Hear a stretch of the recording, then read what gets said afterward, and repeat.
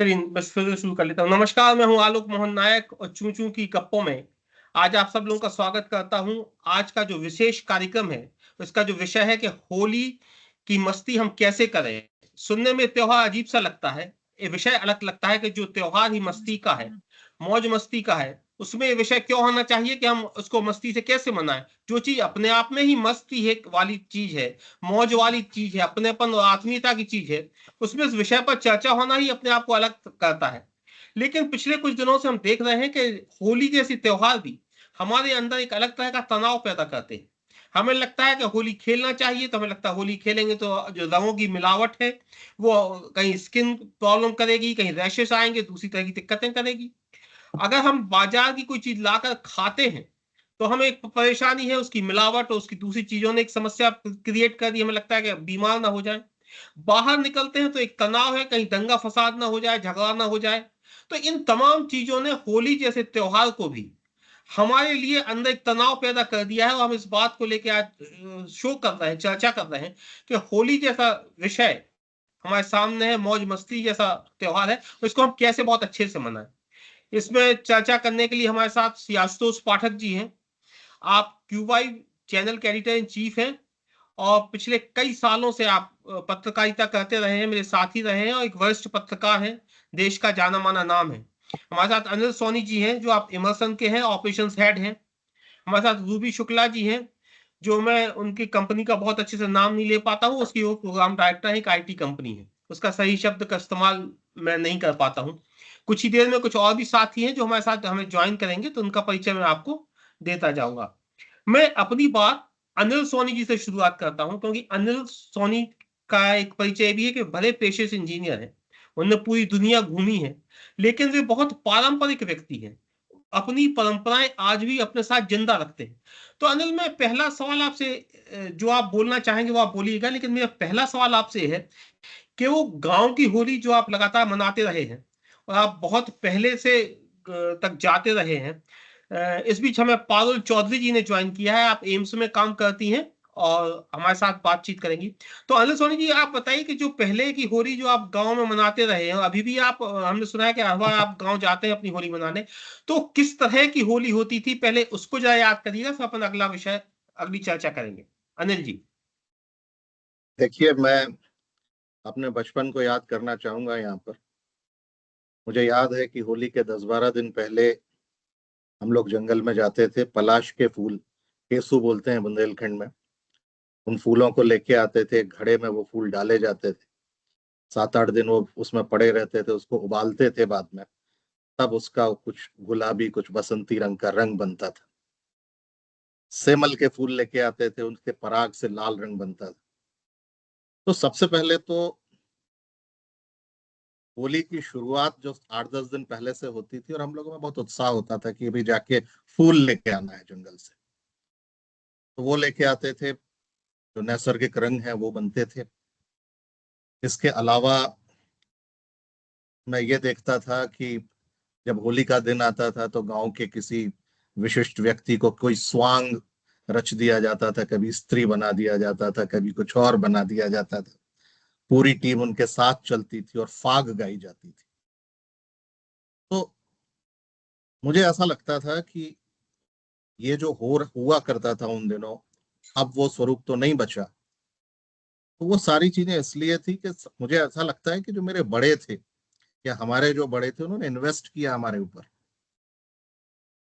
अब हम बहुत ज्यादा इंस्टेंट पे बिलीव करने लगे हैं, त्वरित हो गए बहुत ज्यादा।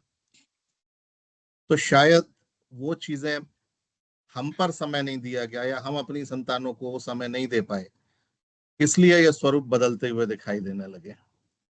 मैं इसलिए आज भी गांव जाता हूँ कि मुझे वो बचपन याद आ जाता है। मुझे आज भी किसी शहर की होली से वहां ज्यादा अपनापन लगता है। जी, कल आशुतोष पाठक जी से बात हो रही थी तो उन्होंने एक शब्द कहा कि होली इलाज है बहुत सारी बीमारियों का। ये तुम इसमें तनाव वनाव वाली कैसी बातें कर रहे हो भाई। वे मुझसे नाराज थे इस विषय को लेकर, उन्होंने कहा ये तो अपने आप में एक इलाज है। तो आशुतोष पाठक जी, आपकी जो मेमोरीज हैं होली को लेके, और जहां से आपने शब्द कहा कि होली अपने आप में एक इलाज है बहुत सारी मानसिक बीमारियों का, समाज का, आपने इस्तेमाल शब्द किया समाज का। तो मैं चाहता हूं कि आप वो बात हमारे दर्शकों को भी बताएं और कैसे आप इसको देखते हैं कि सामाजिक जो स्थितियां हैं उनमें होली एक इलाज के रूप में कार्य करता है। आशुतोष पाठक जी। एक तो बहुत बधाई आपको आलोक जी, बहुत ही समीचीन मुद्दे पे आपने बातचीत रखी है और इसलिए आप साधुवाद के पात्र हैं। जनरली इस तरह के मुद्दों को लोग छूना नहीं चाहते हैं, लेकिन आपने छुआ है तो बहुत अच्छी बात है। देखिए, मैं समझता हूँ कि ये जो कल्चरल डिफरेंसेस जो सोसाइटी में आ रहे हैं, कल्चरल इन द सेंस कि ये जो हमारा जो एग्रेरियन बेस्ड था, वो अब धीरे-धीरे इंडस्ट्रियलाइज़ तो नहीं हो रहा है, लेकिन अब जो न्यू टेक कंपनियाँ आ रही हैं, जैसे मैं नोएडा में रहता हूँ, तो मेरे आस-पास अट्टालिकाएँ हैं। एक-एक एसईजेड में कम से कम 15-15, 20-20 हज़ार की एम्प्लॉयी की कैपेसिटी का कैंपस है। वहाँ पर भी बड़ा उत्साह है, लोग रंग गुलाल खेल रहे हैं। आज ही मैं निकल रहा था ऑफ़िस से, तो मैं देख रहा था कि सारे लोग होली खेल रहे हैं। लेकिन जो सोनी जी ने आपको बताया, कि वो जो ग्रामीण परिवेश की जो होली थी, वो बेस्ड थी हमारी एग्रेरियन संस्कृति पर। और एग्रेरियन संस्कृति में क्या होता था कि एक फसल और दूसरे फसल के बीच में बड़ा वक़्त होता था लोगों के पास। तो लोग मिलते-जुलते रहते थे और उसमें फिर बहाने ढूँढते थे कि अब दूसरा फसल अभी आप देखेंगे कि जैसे अप्रैल का महीना आएगा, तो चैत शुरू हो जाएगा। फाल्गुन में हम लोगों का ये होता था, फाल्गुन के पहले वसंत होता था, तो वसंत पंचमी था। उस वसंत पंचमी के पहले दशहरा, दीपावली थी। तो हर ऋतु परिवर्तन के साथ हमारे यहाँ पर्व और त्योहार हैं और वो सामूहिकता को एक साथ लाने की संस्कृति थी। और इसीलिए मैंने आपको कल जब चर्चा में ये कहा था कि हमारे यहाँ 20-25 वर्ष पहले डिप्रेशन कोई बीमारी है, इसकी कल्पना भी लोग नहीं करते थे। इसलिए लोग इतने मिलते-जुलते थे आपस में।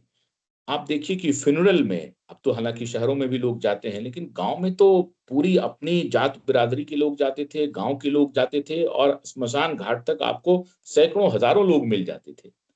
अब तो शहर में ये हालत है कि मृत्यु हो जाती है तो कंधा देने वाला नहीं मिलता है। तो वो इसलिए नहीं हुआ है कि लोग हट गए हैं, इसलिए कि व्यवस्था मूलक जो परिवर्तन हुआ है, शहरों में लोग जो है वो अच्छा आप देखिए कि 100 स्मार्ट सिटी बन रहे हैं हमारे यहाँ। तो ये मेट्रो का की संस्कृति टायर 2, टायर 3 सिटीज़ तक पहुँच रही है। और उसके बाद जो अभी आपने कहा कि लोग जाते हैं, रंग खेलते हैं, लड़ाई हो जाती है, ये होता वो तो एक पॉलिटिकल मैनोवरिंग है। वो जिसमें उनको लगता है कि इससे हमको लाभ हो जाएगा। अभी एक दरभंगा की मेयर हैं, उन्होंने पहले बयान दिया कि हमने क गुज़ारिश की है, वो मुस्लिम मेयर हैं, कि 2 बजे आप एक बार होली रोक दीजिए, हम लोग नमाज़ पढ़ लेंगे, फिर होली शुरू कर दीजिएगा। जैसे ही बवाल मचा, तो उन्होंने कहा, "नहीं, नहीं, नहीं, मेरा ऐसा कहना नहीं था।" उन्होंने विथड्रॉ कर लिया। तो अब ये सब पहले भी होती थी, लेकिन आजकल क्या है कि इस तरह के बयान जैसे आते हैं, तो सोशल मीडिया के माध्यम से, टेलीविज़न के माध्यम से प्रचारित हो जाता है। तो मैं ऐसा समझता हूँ कि अब इसमें एक चुनौती है हम लोगों के सामने कि वो पुराने होली का जो रंग था, वो जो रूप था, उसको वापस ला पाते हैं कि नहीं ला पाते हैं। और मैं समझता हूँ कि आपका जो ये प्रयास है, ये सामूहिकता का प्रयास है। सामूहिक जोड़ने का अभी 5 लोग यहाँ पर हैं, 5 लोग इस पर चर्चा कर रहे हैं। क्या पता इसमें से किसी न किसी का प्रस्ताव आ जाए कि भैया मजीरे के साथ हम लोग बैठते हैं, ढोल के साथ बैठते हैं। और आप जब ताली बजाते हैं इसमें, तो इसमें इतना वैज्ञानिक था हमारा, ये जो ताली है ना साहब, अगर 108 बार बजा लें आप, तो आपकी सारी तंत्रिका खुल जाएगी। तो हर हमारा जो रिचुअल था ना, वो बड़ा वैज्ञानिक था। इस तरह से हमारी संस्कृति थी, उसका लोप हो रहा है, उसका जो क्षरण हो रहा है, ये दुखदाई है। और हम उम्मीद करते हैं कि आप जैसे लोग जैसे इस तरह की परिचर्चाएँ, चर्चा शुरू करेंगे, तो लोप को और हम ही लोग बचे हैं। अभी देखिए हमारी जो आबादी है, वो 27 वर्ष से कम उम्र के 70% लोग हैं और 25 वर्ष से कम उम्र के तो 80% लोग हैं। तो हम लोग अब उस अवस्था में आ गए हैं, जहाँ हमने वो सोनी जी की तरह गाँव भी बहुत बढ़िया से देखा है और 5 स्टार भी देख रहे हैं। हमारे जो बच्चे हैं, वो उस तरह से गाँव नहीं देख पाए हैं। वो शहर को तो देख रहे हैं, लेकिन गाँव नहीं देख पाए हैं। मेरी बेटी गई तो उनको कुआँ नहीं मालूम था, चापाकल मालूम नहीं था। बकरी के बच्चे उनको देख करके बड़ी खुश हो गई थी। तो ये जो परिवर्तन हो रहा है, ये दिलचस्प भी है और हर समाज में होता है। जैसे-जैसे आधुनिकीकरण होगा, आप याद कीजिए 1600-1700 का ज़माना जब इंडस्ट्रियलाइज़ेशन हुआ इंग्लैंड में, तो वहाँ भी परिवर्तन हुआ। पहले वहाँ भी इसी तरीके से लोग ग्रामीण इस परिवेश में रहते थे। तो जैसे-जैसे हम तथाकथित विकास की तरफ बढ़ेंगे, तो हमारी जो पुरानी संस्कृति थी, उसका कुछ न कुछ तो कीमत हम लोगों को चुकाना पड़ेगा। और ना रूबी शुक्ला जी हैं, मैं आपसे 2 सवाल जानना चाहता हूँ। पहला रूबी, आपको अपनी जो पुरानी होली है, वो किस तरह की होती थी? और एक जो आप वेल ट्रेवल्ड हैं, आप दुनिया के तमाम देशों में जाती हैं, तो अगर आपकी कोई होली विदेश में रही हो, तो वहाँ पे कैसा माहौल होता है? और क्या अंतर आपको होलियों में लगता है, वो होली जो आप अपने घर मनाती थी और वो होली जो आजकल आप स्पॉन्सर्ड खुश होके मनाती हैं, इन दोनों में क्या अंतर आप देखती हैं? दोनों होलियाँ बताइए, रूबी जी। आलोक जी, जो होली हम घर पे मनाते थे मुझे याद है मैं घर पे जाती थी, पूरे मोहल्ले के बच्चों को इकट्ठा करती थी। पूरे मोहल्ले के बच्चे कोई अपना सामान लेकर आ रहा है, कोई पिचकारी लेकर आ रहा है, कोई कलर लेकर आ रहा है, कोई घर घर से बाल्टी लेकर आ रहा है और हम घर-घर जाते थे पूरे मोहल्ले में। हर घर में बैठ के थोड़ा आंटी लोग खिलाती थी, गुजिया, पपड़िया, अब खाते थे, पूरे मोहल्ले में घूमते थे और सबको कलर करते हुए आते थे। आंटी हो, अंकल हो, बच्चे हो, हमारे साथ के लोग हों। और वो अपने आप में एक एक एक उमंग, एक बचपन, एक उल्लास, एक चंचलता, वो सब साथ में रखता था। घरों में लोगों के जाते थे, आंटी लोग बोलती थी, "हमें नहीं भिगाओ, हमें नहीं भिगाओ।" बाहर सबके घरों में नल होते थे या हैंडपंप होते थे। उठाया पानी, भरी बाल्टी और डाला डाला। तो वो एक अलग ही तरह का उसमें अ, एक अलग ही तरह का सौहार्द था, एक अलग ही तरह का मिठास थी, एक अलग ही तरह का अपनापन था। आजकल तो हम देखते हैं शहरों में, मैं अपनी बेटी में कंफर्टेबल नहीं हूँ कि वो जाके मोहल्ले में 4 घरों में जाए, बिकॉज़ पहले एक मोहल्ले की बेटी, एक घर की लड़की पूरे मोहल्ले की, गाँव की बेटी होती थी। अब तो हमारे यहाँ अगला मेरा पड़ोसी जानता नहीं कि मेरे घर में कितने बच्चे हैं, किसका बच्चा है, क्या है। मतलब मेरे यहाँ भी घर में 3 बच्चे हैं, हम कंबाइंड फैमिली में रहते हैं। बहुत लोगों को ये नहीं पता कि कौन मेरी जेठानी का है, कौन मेरा है। मतलब लोग इतने अनभिज्ञ हो गए एक-दूसरे से। तो गाँव में हमने वैसी होली मनाई है और मैं बहुत कोशिश करती हूँ कि मेरे बच्चे, हमारे यहाँ ऐसे कंबाइंड फैमिली, हमारे यहाँ 3 छोटे बच्चे हैं, 1 बड़ा बेटा है। मैं बहुत कोशिश किया मैंने, यहाँ भी बसंत कुंज में हम लोग रहते हैं दिल्ली में, कि बच्चे वो माहौल डेवलप कर पाएँ, पार्क में जाएँ, साथ में खेलें। पर वो हमारे घर के 3 बच्चे तो आपस में खेल लेंगे, पर वो इकट्ठा कम्युनिटी माहौल नहीं हो पाता है, फॉर व्हाटएवर रीज़न। बच्चों के पेपर होते हैं इसी टाइम, कुछ बच्चे, क्योंकि ठंड और गर्म का मौसम होता है, कुछ पेरेंट्स बोलते हैं कि बच्चे को ठंड लग जाएगी, बहुत देर पानी में नहीं रहो, कलर्स से स्किन खराब हो जाएगी, तो सबके अपने-अपने रैशनल होते हैं। बट तो भी जितना पॉसिबल होता है हम अपनी कम्युनिटी में कोशिश करते हैं कि भाई कम्युनिटी हॉल में कॉमन होली बनाएँ। आप कलर्स से होली खेल लो, रंगों से खेल लो, मिठाई से खेल लो, बट एक एक माहौल आप बनाएँ। बनस्पत इसके अगर मैं उल्टा देखूँ, मैं विदेशों में बहुत रही हूँ और होली मतलब फॉर्च्यूनेटली कई बार होली के टाइम रही हूँ। दुबई में एक पूरा होली का कंपाउंड, उन्होंने डेज़िग्नेटेड 2 एरियाज़ ले लिया है वहाँ पे।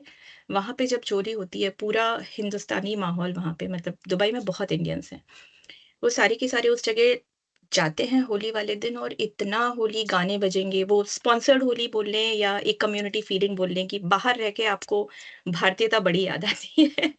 यहाँ रह के हमें वो चीज़ कम देखने को मिलती है। तो सब लोग जाएँगे, एक साथ खूब डांस होंगे, डीजे चलेगा, कलर्स डालेंगे और ऑब्वियसली मतलब कुछ पेड होता है, कुछ अनपेड होता है, मिठाई, तो वो भी एक अलग माहौल है। लंदन में मैं रही हूँ, लंदन में जिस एरिया में हम लोग रहे थे, वहाँ पे वो एरिया की पूरी सोसाइटी के सारे इंडियंस एक साथ होके कंपाउंड में वो लोग होली भी मनाते हैं, दिवाली भी मनाते हैं। तो बाहर हमारे जो भारतीय रह रहे हैं, क्योंकि हम लोग वहाँ बहुत कम हैं और कुछ जो हमारे जैसे अपनी कल्चरल रिचुअल्स को फ़ॉलो करने वाले और उसमें विश्वास करने वाले लोग हैं, वो तो डेफ़िनेटली एक साथ इकट्ठा करके मनाते हैं और लोग भरसक कर इच्छा मतलब उसमें पार्टिसिपेट करते हैं। यहाँ पे मुझे लगता है कई बार चीज़ें हो जाती है मिक्स एंड मैच, मतलब कुछ कोई लोग करना चाहेंगे पार्टिसिपेट, कोई करना नहीं चाहेंगे और उसके मल्टीपल रीज़न्स हैं। पर वो जो बचपन वाली होली थी, जहाँ हमें किसी चीज़ की चिंता नहीं होती थी कि 4 घंटे भी पानी में है, तो पूरा दिन हमारी होली चलती थी। अगले दिन 10th बोर्ड का पेपर है, देख लेंगे यार, पेपर ही तो है ना, दे देंगे। तो ये तो ड्रास्टिक डिफरेंसेस हैं। रूबी, आपका पसंदीदा फ़िल्मी गाना कौन-सा है जो होली पे आप सुनती हैं? रंग आप बरसे, अच्छा, रंग रंग बरसे। बरसे भीगे चुनर वाली। इससे पहले मैं पारुल चौधरी मैडम के पास जा रहा हूँ। मेरी आशुतोष पाठक से एक विशेष विनती है। आशुतोष जी, मैं पारुल चौधरी मैडम के बाद आपके पास आऊँगा। मैं चाहता हूँ कि आप एक बात हमें समझाएँ, जो एक महत्वपूर्ण बात रूबी ने उठाई है। हमें एक अविश्वास विकसित हो गया है समाज के प्रति हम कुछ खाते हैं उसके प्रति कि जो चीज खा रहे हैं उसमें कहीं मिलावट तो नहीं, हमारी बिटिया कहीं बाहर खेलने जा रही है उसमें परेशानी तो नहीं, यहाँ तक कि जो लोग हमसे होली खेलने आ रहे हैं उसमें भी।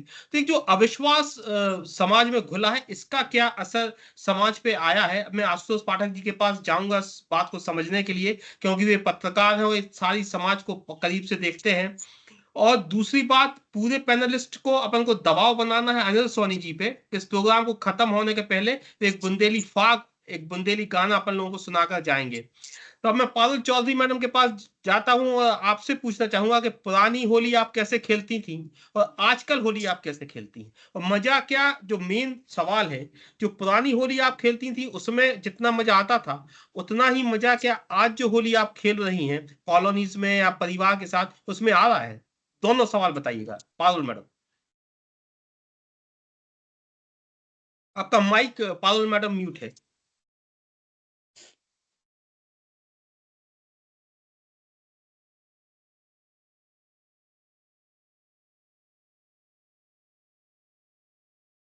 राइट साइड में मैडम होगा, दीजिए ऊपर। हाँ,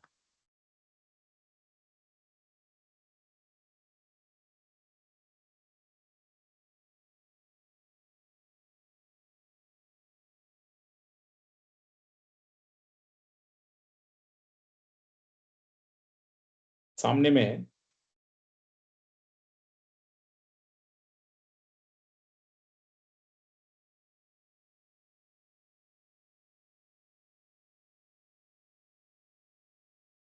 कोई बात नहीं, आराम से खोल लीजिए, ये भी होली की एक मस्ती है कि जिसे बोल रहा है उसका माइक चालू नहीं हो रहा है।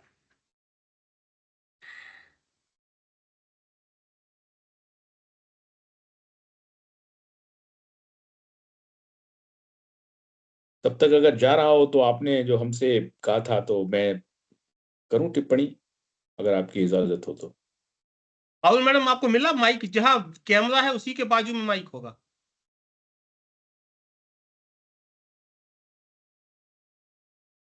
जब तक आप फोन अ फ्रेंड करिए रूबी जी को, वो बताएंगे टेक्निकल लोग कि इसको कैसे कहते हैं। आप फोन अ फ्रेंड करिए। जब तक आशुतोष जी, जो एक सवाल रूबी ने उठाया, जो मेरा भी सवाल था, कि जो एक अविश्वास पैदा हुआ है समाज में, क्या इसका असर भी त्योहारों पर है? जी आशुतोष जी। नहीं, अविश्वास जो है, देखिए टेक्नोलॉजी का प्रभाव पड़ रहा है, और उस वजह से डिमांड और सप्लाई का मामला है। अभी आपने कहा कि खाने के मामले में कि क्या खाएं क्या ना खाएं। अगर डिमांड बढ़ेगा और सप्लाई उस हिसाब से नहीं है, तो उसमें मिलावट होगा। और वो अगर उसमें कोई हम लोग चेक नहीं करेंगे, डिमांड इसी तरीके से बढ़ता रहेगा, तो खोआ में आपको नकली खोआ आपको मिलना शुरू हो जाएगा, दूध भी नकली आपको मिलनी शुरू हो जाएगी। और इसके लिए ज़रूरी है कि गवर्नेंस का मॉडल कैसा है, वो उसका विजिलेंस कैसा है, और वो सब डिपेंड करता है। जो नई टेक्नोलॉजी आ गई है नायक जी, कि नए टेक्नोलॉजी में आप देखिए कि घर में मान लीजिए 5 मोबाइल है, 5 लोग हैं, पाँचों लोग मोबाइल पे बैठे हुए हैं। तो घर में रहते हुए भी आप बातचीत नहीं कर पा रहे हैं एक-दूसरे से, और अपने-अपने मोबाइल पे लगे हुए हैं। मोबाइल पर भी ये सोशल मीडिया का आक्रमण इतना खतरनाक है कि अगर आप अपने काम से मोबाइल पे लगे हुए हैं तब तो अलग बात है।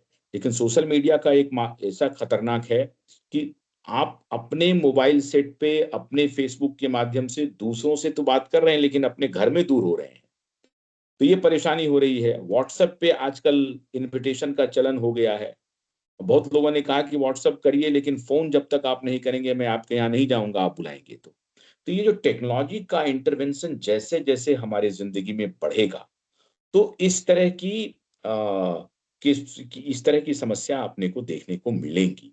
तो ये उसका प्रभाव है, और हम उम्मीद करते हैं कि अभी ये नेसेंट फ़ेज़ है हमारे समाज का, टेक्नोलॉजिकल इंटरवेंशन का, उसमें हम लोग जल्दी इस इंटरवेंशन को काउंटर कर पाएँगे, और इसमें फिर कोई सामूहिकता का कोई इलाज ढूँढ लेंगे, जैसे अपन ने आज 5 लोग मिल कर के ये चर्चा कर रहे हैं।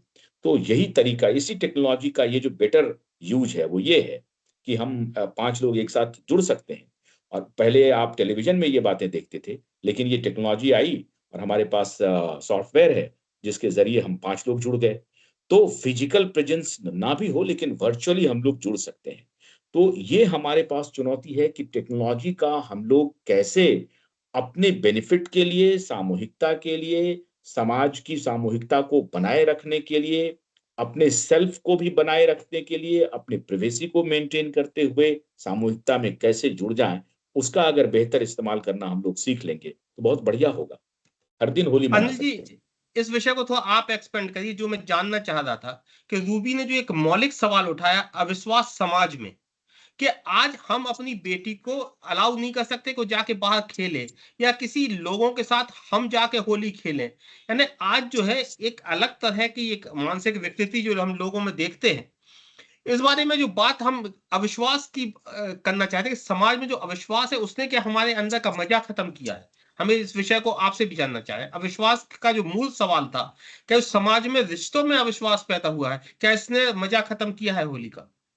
नहीं, देखिए, आशुतोष जी ने तो काफी विस्तार से बोला इसके बारे में, लेकिन मुझे क्या लगता है कि आज के समय हमारे पास इंफॉर्मेशन बहुत ज्यादा हो गई है, इसलिए कलेक्टिव ओवर रिएक्शन का फिनोमेना देखने मिलता है।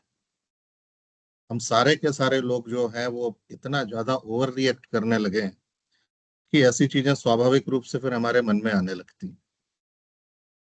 तो मुझे ये लगता है कि बजाय ओवर रिएक्ट करने के हम सावधान रहें और अपनी जो परिचर्या है उसको चलने दें, तो शायद धीरे धीरे हम इससे बाहर आएंगे। नहीं तो जितना भी हमारे पास इंफॉर्मेशन आएगी, खबरें चारों तरफ से आएंगी और हम जितना उस पर ओवर रिएक्ट करेंगे, ये दिशा तो अपने आप बनेगी। इसका मुझे नहीं लगता कि इसका कोई सीधा सरल हल है।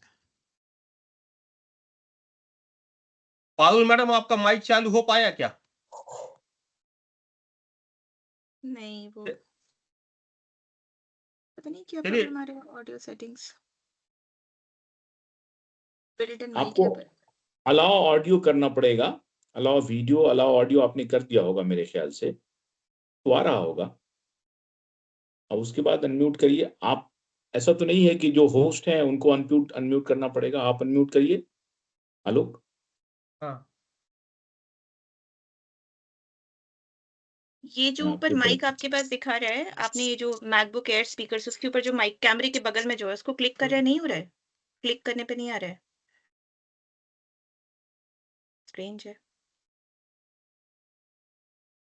आप स्क्रीन शेयर कर सकते हैं रूबी। आप इनका स्क्रीन ले सकते हैं अपने कमांड में? नहीं ले सकते। नहीं, स्क्रीन शेयर वो कुछ ऐप डालनी पड़ेगी इससे। इन्होंने भेजा मुझे वो, आई डोंट नो, अच्छा आप लोगों को दिख नहीं रहा होगा। बट वो बटन ऊपर है, वो बोल रहे हैं कि शायद क्लिक कर रहे हैं, वो हो ही नहीं रहा अनम्यूट। तो कहीं तो पीछे से कोई परमिशन ब्लॉक हो रखी है ओवरऑल एप्लीकेशन को। मुझे परेशानी ये है कि ऐसा ना हो कि इनके पति ये बात देख लें कि इनको अनम्यूट कैसे किया जा सकता है, तो एक टेक्नोलॉजी का उनके पास चली गई तो बहुत परेशानी हो जाएगी। इसलिए रूबी, आप कोशिश करिए कि परेशानी जल्दी जल्दी सॉल्व हो। नहीं, नहीं तो किसी पति को ये बात पता चल जाए कि उसकी पत्नी को अनम्यूट कैसे किया जाता है, म्यूट कैसे किया जाता है, तो दिक्कत हो जाएगी। भांजे, हम आपसे जिसके माइक धीरे धीरे ठीक होगा, लेकिन आप सुन सकती हैं तो उसका पूरा फायदा उठाइए। अनिल जी, हम आपसे बार बार जो पूरी पैनल की तरफ से रिक्वेस्ट कर रहे थे कि आप एक बुंदेली फाग जरूर हम लोगों को सुनाएं, अगर आप कंफर्टेबल हो तो, ताकि हमारे दर्शक भी सुन पाए और हम लोग भी सुन पाए। फिर उसके बाद जो है दूसरा फेज हम शुरू करेंगे। नहीं, ऐसा है, पूरी फाग तो मुझे नहीं आती जितनी भी आती हो है आपको। ना। एक आध लाइन है तो सुना देते हैं और बड़ी रोचक होती है। लेकिन आप मुझे 2 मिनट का समय दें तो एक बात मैं कहना चाहता हूँ यहाँ पर, जी उससे जी पहले। देखिए, हम लोग जो बात कर रहे थे अभी, आशुतोष जी बोले कि अब ज्यादातर आबादी 27 साल से छोटी है, और मैं जो बात शुरू में कह रहा था कि अब हम कितना इन्वेस्ट कर रहे हैं, मैं एक अनुभव आपके साथ साझा करना चाहता हूँ। आपको भी याद होगा, हम स्कूल में डॉक्टर भवानी प्रसाद मिश्र की एक कविता पढ़ते थे, सतपुड़ा के घने जंगल। तो उसमें कुछ लाइनें होती थी, जब की होली पास आती, सरसराती घास गाती, और महुए से महकती मत्त करती बास आती। एक बार मैंने अपने बेटे को बोला कि इसको जरा पढ़ो। जब मैं वो पंक्तियां पढ़ता हूं तो मुझे महुए की बास आती है। मेरा बेटा पढ़ता है तो उसको अप्रिशिएट नहीं कर पाता, कि ना तो वो सरसराती घास समझ पाता है, ना वो महुए की जो मत करती बास आती है उसको समझता है। तो पिछली बार ये हुआ कि मैं उसको लेके गया सीजन में जंगल में,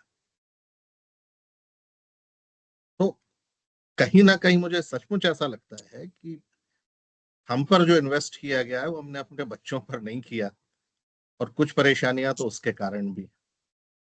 और जो दूसरा आप फाग की बात कर रहे हैं, तो सबसे पहले तो अ, जो मेरी गाने की कला है उसके लिए क्षमा कीजिएगा। मैंने कभी गाया नहीं है, लेकिन अ, जो फाग गाई जाती है, जैसे मैं आपको बोल रहा था। अनिल जी एक मिनट एक मिनट, मैं हाँ पारुल मैडम से रिक्वेस्ट करूंगा कि आप अपने फोन पे डाउनलोड कर लीजिए, और हम लोग आपको सुन के ही जाएंगे। ऐसा नहीं होगा कि सारे लोगों ने अपनी बात सुनाई है, आपने सुनी है और आपकी बात सुन के ना जाए। हम लोग, आप उसको अपना डाउनलोड कर लीजिए, जब आप बोलने लायक हो जाएंगे, आपका माइक ठीक हो जाएगा, तभी हम लोग जाएंगे। जब तक मैं इन लोगों को नहीं जाने दूंगा, इसलिए आप आपकी बात सुन के ही जाएंगे। आप आराम से डाउनलोड करिए और फिर सुनाते जाइए। जी अनिल जी कंटिन्यू प्लीज। तो वो जो फाग होती है, सबसे पहले तो वो कोई गंभीर काव्य नहीं होता। उसमें ज्यादातर तुक होती है, नगाड़े होते हैं, एक कोई लाइन गाई जाती है, फिर उसके बाद लोग नगाड़े बजाने लगते हैं, हो करने लगते हैं। वो जो है वो फाग का अपना तरीका है।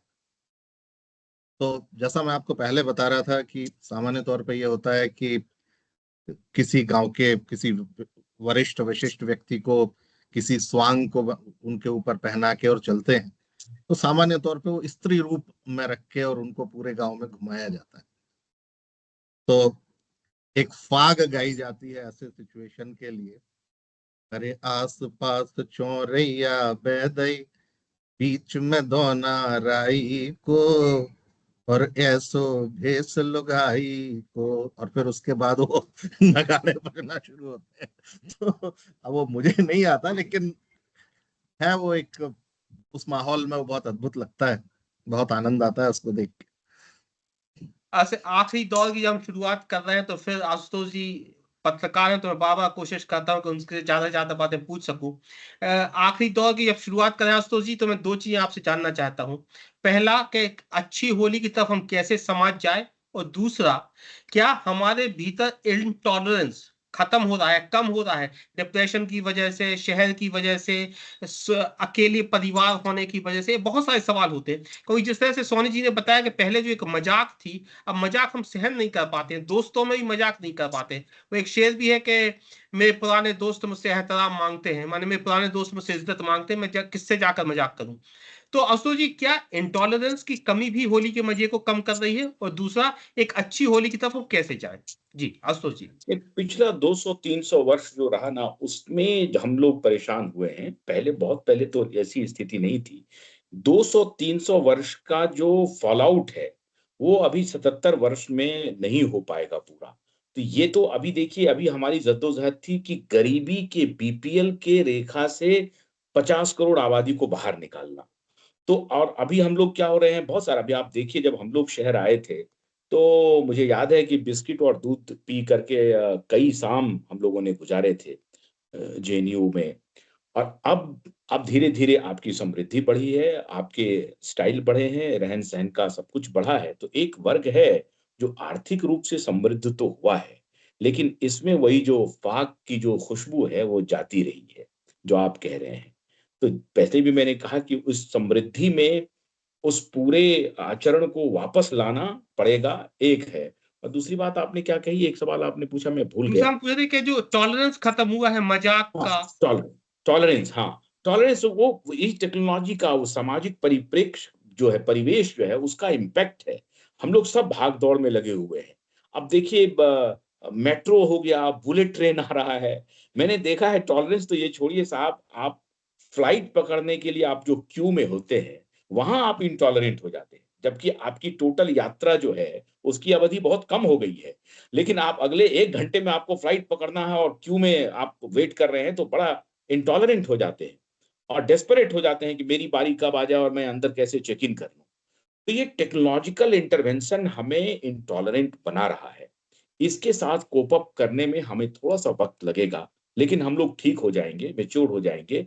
ऐसे ही कार्यक्रम से, ऐसे ही संवाद से जब हम लोग उस पर काम करना शुरू करेंगे, तो वो होगा। अभी आपने संगीत की बात की, तो अभी बिहार में देखिए कि भोजपुरी वल्गर भोजपुरी गाने पर प्रतिबंध लगा दिया गया और कौशिकी चक्रवर्ती का जो क्लासिकल है रंग डाले समरिया हो, वो आप सुनिए या आप मसाने खेले होरी वो सुनिए छन्नूलाल मिश्र का।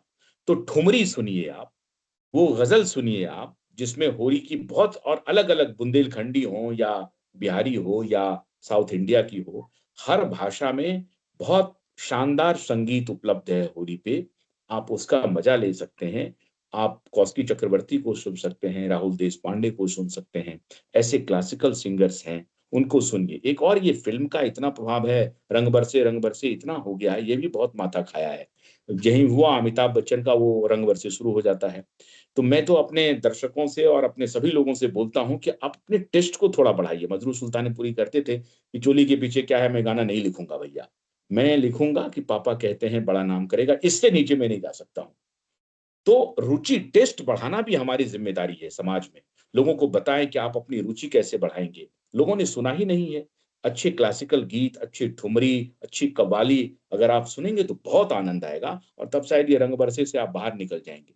एक से अगर आप कहेंगे तो मैं आपको कलेक्शन भेज दूँगा। हो सकता है कि आप उसका आनंद उठाएँ या आप लोग सुनते भी होंगे, आपके पास होंगे भी। अगर आप कहेंगे तो मैं भेज भी दूँगा।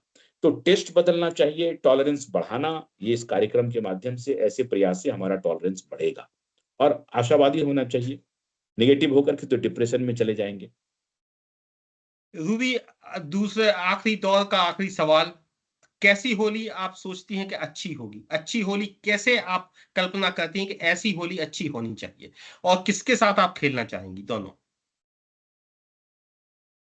अच्छी होली मेरी कल्पना में मैं डेफ़िनेटली अपने परिवार के साथ, बच्चों के साथ, एक्सटेंडेड फैमिलीज़ के साथ, मोहल्ले वालों के साथ, साथ में खेलना चाहूँगी जहाँ पे एक ऐसा दिन हो, जहाँ पे हम सब एक-दूसरे से मिलें, मिठाई खाएँ, बहुत सारी बातें करें, अच्छे गाने सुनें, अ, खूब गप्पे-ठहाके लगाएँ, बैठें, ज़मीन पे बैठें, झुनझुना मंजीरा बनाएँ, बात करें और पूरा दिन एक ऐसा हो कि हाँ, आज हमारी सोशल आउटिंग है। बच्चे पिकनिक पे जाते हैं, हम आउटिंग्स पे जाते हैं, हम बोले वो हमारा दिन है।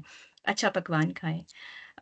एट द सेम टाइम एक चीज़ मुझे ज़रूर लगता है कि बढ़ती पानी की किल्लत को देखते हुए हम देख रहे हैं कि बहुत सारे मोहल्ले जगह हैं जहाँ सच में पानी की बहुत दिक्कत है और होली एक ऐसा त्योहार है जहाँ पे हम पानी एक तरह से सच में वेस्ट करते हैं। एक ज़माना था हमारे पास बहुत पानी के स्रोत हुआ करते थे, हम वो अफ़ोर्ड कर सकते थे, अब हम नहीं कर सकते हैं।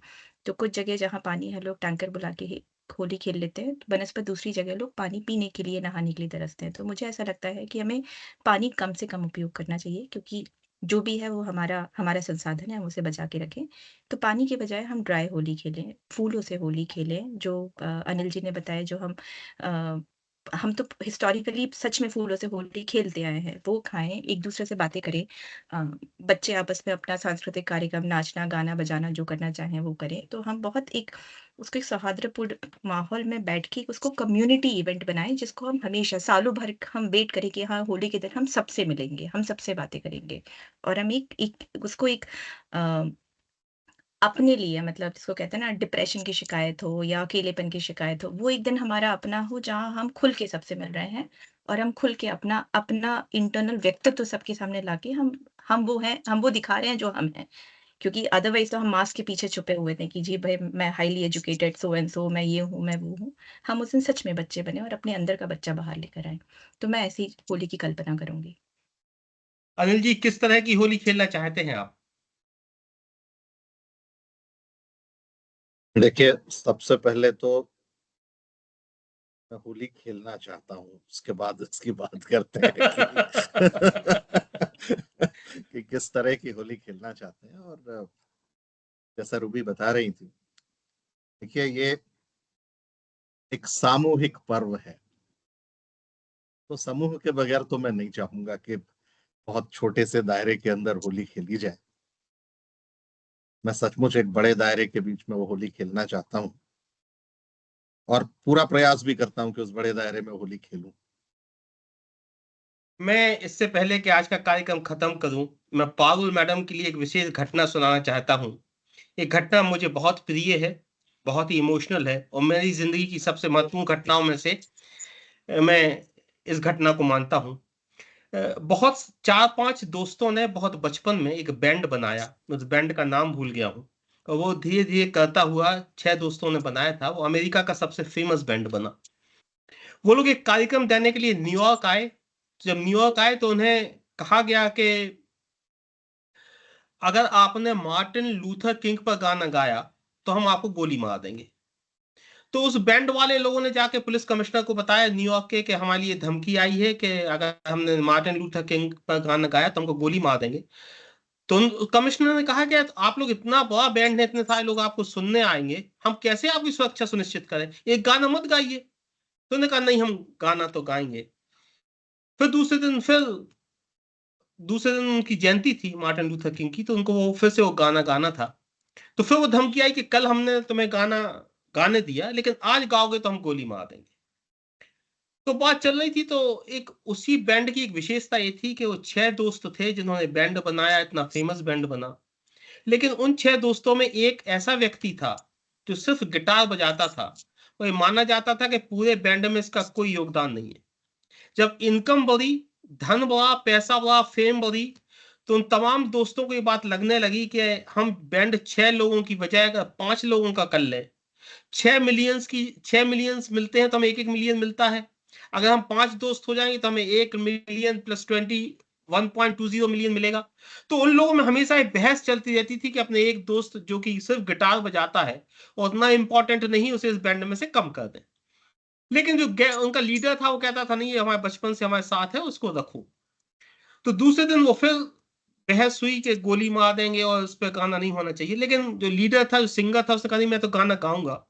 और उसने कहा पुलिस कमिश्नर से कि मुझे ये उम्मीद है कि मुझे गोली मार दी जाएगी, लेकिन मैं एक गाना गाते हुए मरना चाहता हूँ। तो न्यूयॉर्क सिटी में वो बैंड ने मार्टिन लूथर किंग के उसमें वो गाना गाया।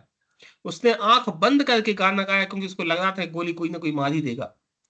लेकिन जब वो गाना खत्म हुआ और चारों तरफ तालियां बजने लगी, उसने जब अपनी आंख खोली तो उसने देखा कि उसका वो दोस्त जो सिर्फ गिटार बजाता था और पूरे बैंड में माना जाता था कि सबसे कम काम का आदमी है, जिसका कोई योगदान नहीं है, वो पूरे समय उसके तरफ चेहरा करके और पूरे समय गिटार बजाता रहा। तो जिंदगी में कई बार होता है कि हमें लगता है कि जो व्यक्ति काम का नहीं है, वो उसका कार्य इतना महत्वपूर्ण होता है जिसकी वजह से पूरी बैंड नामवर हो गई। तो भले आज पारुल मैडम इस कार्यक्रम में माइक के कारण ना बोल पाई हो, लेकिन उनकी चुप्पी ने भी एक बहुत गजब का काम किया। और बहुत सी चीजें जब हम शब्दों से नहीं बोल पाते हैं, वो चुप रह के बोल दी जाती हैं। तो आपकी चुप्पी हम लोगों के साथ है, आपकी चुप्पी ने हम लोगों को आवाज दी, आपकी चुप्पी ने हम लोगों को मजा दिया, और आपकी चुप्पी ने होली को एक अलग तरह की मौज मस्ती में कहीं ना कहीं कुछ ऐसा होना चाहिए था कि जिससे होली का त्योहार लगे। और इस डिस्कशन में जो आपने होली घुसा दी कि माइक तो है लेकिन बोलेंगे नहीं, अब ऐसा ना हो कि आप ये बात बाद में फिर कभी कहें कि उस दिन तो हमने आप लोगों से मजाक किया था, मेरा माइक चालू था, मैं होली के लिए नहीं आई थी। तो मैं आप सब लोगों का बहुत बहुत आभारी हूँ, आप लोगों का बहुत बहुत धन्यवाद देता हूँ। आशुतोष जी, अनिल जी, पारुल मैडम और रूबी जी ने जो चीजें बताई हैं, वे सारी चीजें आने वाले समाज में हों, आप लोगों के जो प्रियतम लोग हों वो होली पर आपके पास हों और आप उनको रंग लगा सकें, ऐसी मेरी ईश्वर से प्रार्थना है।